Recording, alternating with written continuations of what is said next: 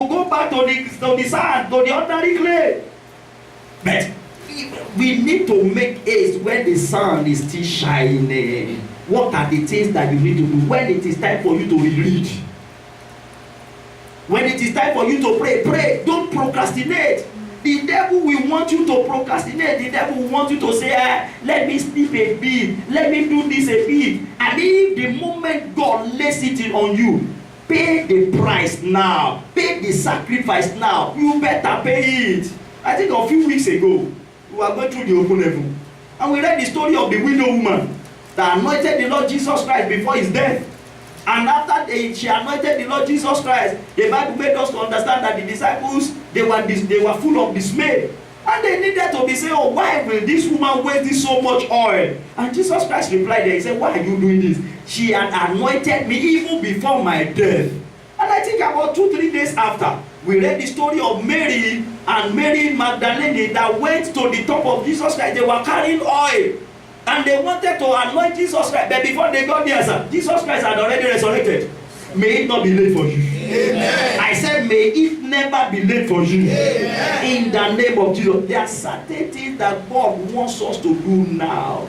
Let us do it with all our strength. That's why in the book of Proverbs chapter 6, permit me to read it. It's a bit a long Bible passage, but I just want to bring 1 or 2 things there. And we start praying. Proverbs chapter 6. When you begin to look at it from verse 6, the Bible says in verse 6, it said, go to the ant, thou sluggard.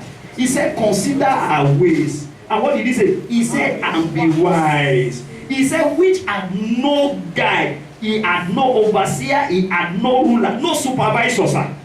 Nobody to monitor the ant. He said, what does he do? He said, he provided our meat in the summer and gathered our food in the harvest. He said, how long wilt thou sleep, O sluggard? When wilt thou arise out of thy sleep? He said, yet a little sleep, a little slumber, a little folding of the hands to sleep. You know, some of the time, particularly during the Harmattan, you want to be lazy a bit.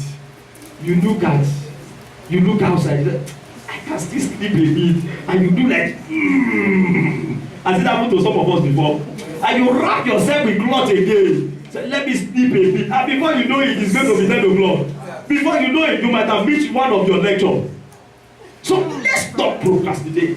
Caleb said, let us go up at once. Let's not waste our time. Brethren, I want to challenge us as I begin to round up this afternoon. Let's begin to see possibility in every impossibility. The Bible says we walk by faith and not by sight.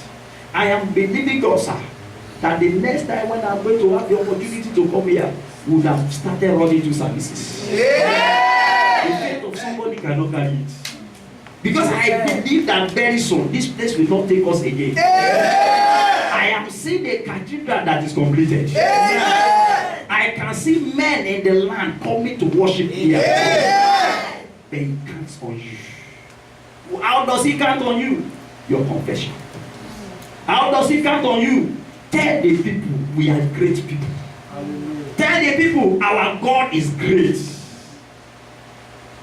The song says you are God from beginning to the end. There is no place for argument. Brethren, our God is God. You are friends.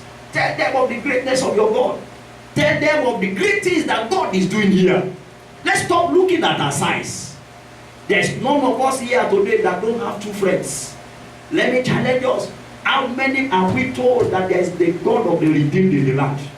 How many have you told and said, follow me to my church?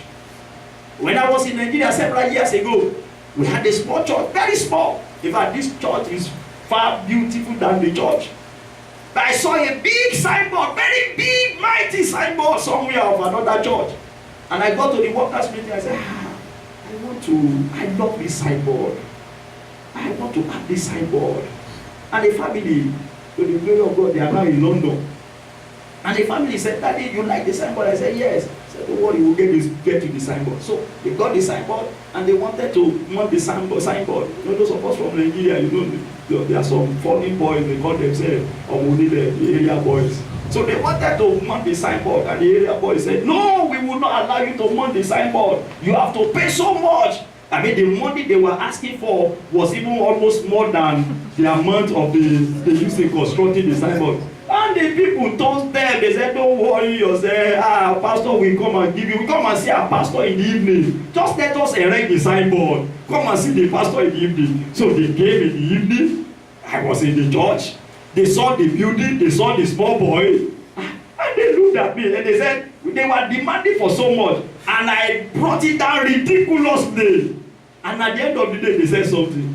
When they said we should come and see the pastor, we thought that it's a big man. They said that we thought that the building is big.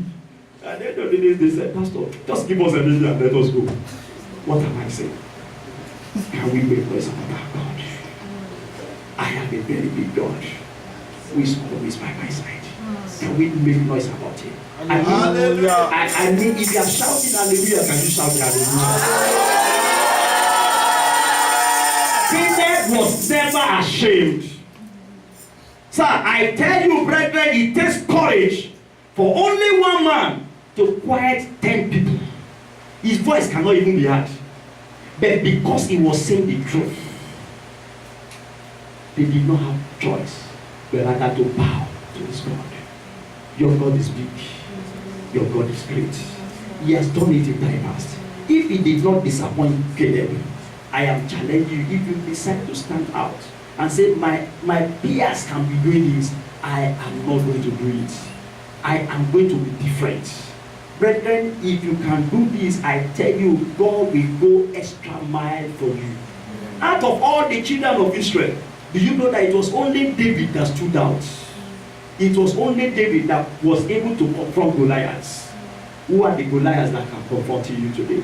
If only you can say, God, you are there for me. But let me round up saying this. There's no how you can stand out if you don't know God. If you don't have intimate relationship with God. If you have not surrendered your life to the Lord Jesus Christ. This thing, sir, it is not church that makes a man born again.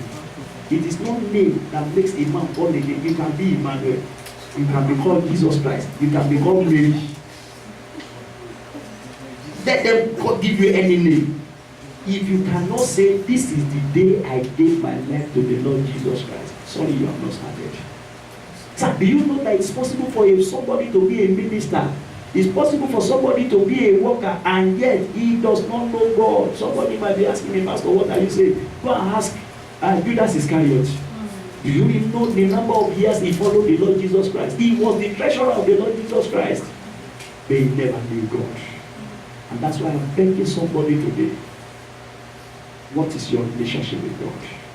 Can you say that you have surrendered your life to the Lord Jesus Christ? Rise up all of it.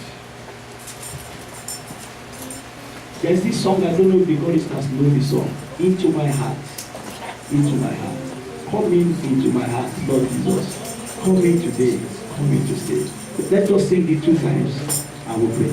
Into my heart.